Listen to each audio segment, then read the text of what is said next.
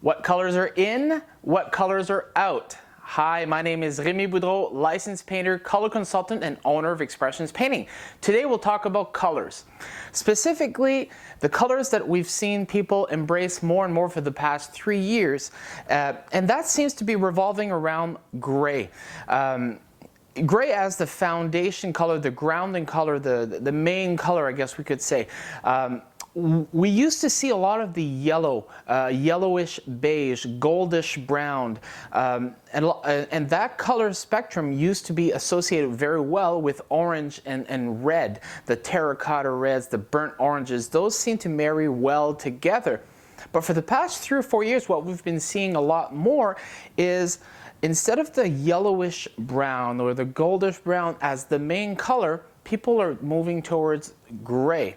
And then the associating colors that go around that gray seem to be more the blues, the greens, the purples, the aquas, the teals.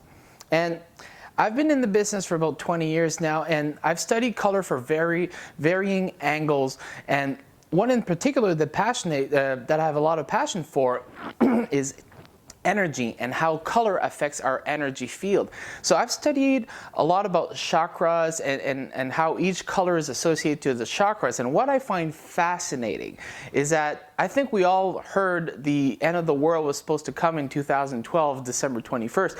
But what seems to be interesting here is that about a year or so, maybe 6 months before that supposedly pivoting point, we've seen people transition into that new color spectrum. And here's where I find this interesting, is that every chakra in our body, we have 7, are tied to the 7 colors of the rainbow. So starting with red, orange, yellow, green, purple, blue, the cyan, and then the purple. So the same colors you see in the rainbow, they're tied to our body. So every color stimulates our body one way or another.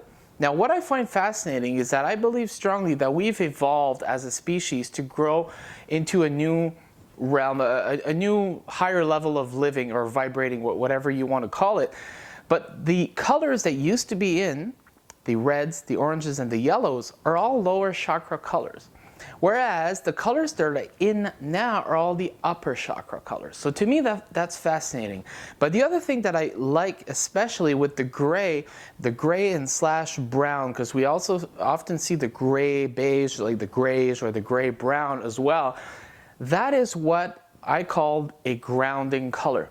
That color, those colors do not stimulate any of the chakras, but instead ground our energy and help us relax. And that is something that we've been missing for a long part of our lives.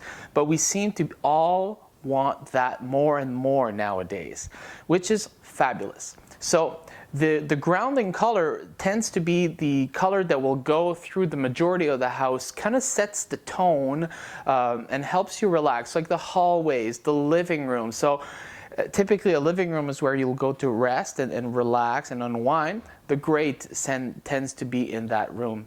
So I find it very fascinating. Now, that does not mean that you can't have red, orange, or yellow in your house. Far from that. I find color to be very personal. That's why I'm not one to advertise a lot of the before and afters on our websites, because I find that a person's before might be better than the after. So to me, it's judging a color spectrum and instead of just embracing one for yourself. So having said that, if you have any questions, post questions, comments below. If you have different opinions, share that. I'm all about helping you experience the power of color, whatever that means. So if you're ready to change your colors, I will help you change your life. Thanks for watching. See you next week.